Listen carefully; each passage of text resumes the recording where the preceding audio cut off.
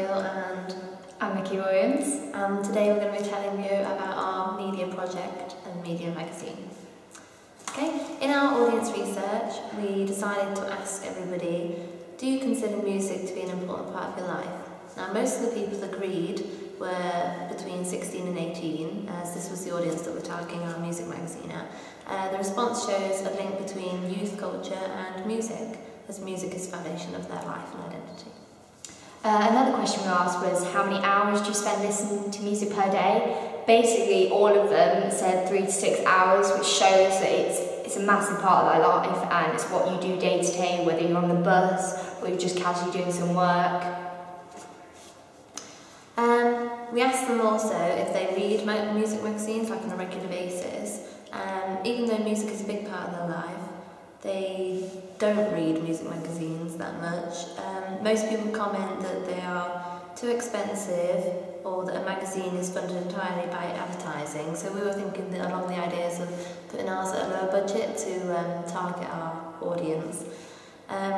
Also using vibrant and bright colours, like letting them know that it's aimed at them, would be a really good aspect of it. So it's like quite personal to them. And another question we asked is, in what form is the music they listen to? And from the survey results, it was clear that iPods and MP3s are the most dominant people use. I mean, when they're travelling, when they're at college and things like that. Even though the majority of them chose it, a lot of, like a high majority also chose CDs. Obviously, they probably download it, they switch it onto their MP3s, but it just shows that CDs are still popular these days. We asked the question to get an idea of what free extras we could offer on the front of our music magazine cover, if we want to add freebies, because obviously everyone loves a good freebie and they know that we're offering free CDs. They can be like, yeah, that's great, love to buy it, especially if it's an artist that they enjoy listening to themselves. We also asked them if they did read a magazine, then why would they be interested in it? And the results from this question didn't show that any particular part of a magazine was more important than the others, but from these results, from some of the results that we collected, we found that as Mickey said, they quite like the freebies. They also like the questionnaires of celebrities, so we're thinking of including that in our main double-page spread. We asked them like which ones are they more likely to read, like what kind of magazines they'd be interested if they walked into a shop and saw. They actually, a high percentage preferred metal music. I mean, it's gone up in the world today. A long time ago you wouldn't have seen it, but now a lot of people prefer it. And the majority, yeah, they chose Hammer stuff. It helped our own magazine project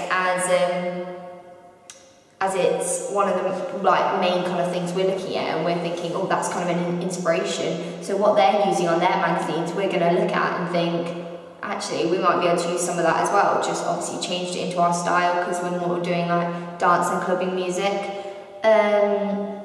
We thought that the layout would appeal greatly to the target audience, yeah, definitely, and that's including like festivals, the colour scheme and everything like that. You've just got to suit it to your magazine type. And yeah, the second most popular was Kerrang, which is also a TV programme as well. So they've obviously taken inspiration from TV and then put it in the magazine. So that's always quite a good idea. We also asked them if they'd ever been to a music festival, and it turned out that 60% of our results showed that they'd been to more than one. I didn't think this question was particularly valid, but if you think about it, then after going to these festivals and being introduced to new types of music, it sort of weighs up the pros and cons of what we should add into our music magazine.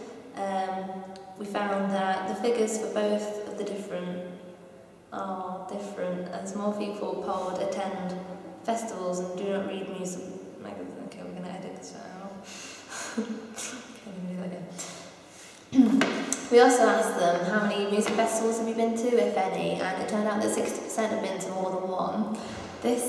I also asked them the question of how many music festivals have you attended, and we weren't too sure whether people would be into that, but it turns out that over 60% have been more than one festival. Now at first I didn't think this question was particularly valid because not a huge amount of people go to festivals and they don't really engage in that sort of lifestyle, but we found that more people who go to festivals tend to like the indie groups because they get introduced to more music. So we thought if we could include something to do with festivals or like an advertising scheme or something, then more younger people will be interested. We asked them what genres of music they listen to, and most actually said they like to listen to dance music, and especially towards the summer, that love a good tune, rave parties, all that kind of thing, and obviously festivals very popular and all that kind of music's played. And we asked this question as to determine what other genres of music fans listen to, and it also means that in the magazine we could also help out, like make other people or bring new stars into their life, because we could link our genre to other genres, and if you mix in, they can also become interested in that, and it spreads out a wider variety of music that they could be into. We also asked them what feature of the magazine from the cover do you find the most important, like what would catch their eye the most. 30% of people said that the main cover line is more important, so if you think we had to think of like a brilliant title, like something bold and eccentric to catch the reader's eye.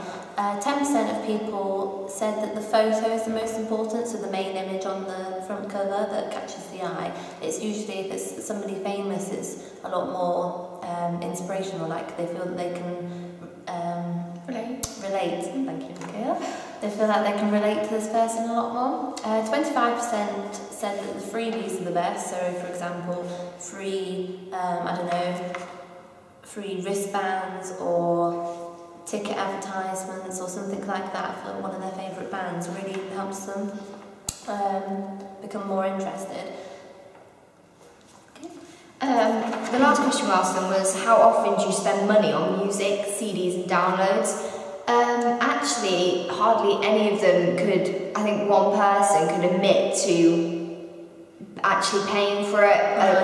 Yeah, a lot of it is, most people just illegally download things these days. And it showed me that even though music is a big part of people's lives, they're not willing to spend any money on it. It plays a major part, but people are just doing it illegally. And yeah, therefore a music magazine can give awareness of new bands and albums, but may not always contribute to the band's sales. Some people read music magazines and in order to plan their next downloads. So in our magazine we could advertise these, but maybe we could do coupons and stuff like that. So if we put coupons and say so-and-so songs for 99p, then people are going to think, wow, that's a really good deal, and then it will encourage them to stop paying for music, and obviously they'll also want to buy the magazine more because they'll think, oh, this magazine had offers, so we're going to carry on buying it. So all this target audience research has been really helpful, and it's made us put our magazine together with the colour scheme, the font, what kind of music we're going to do, and the kind of things we can put into it. It's just the little things that like help us reflect on it and think. Thank you for listening to our music research. Yeah, thank you for listening.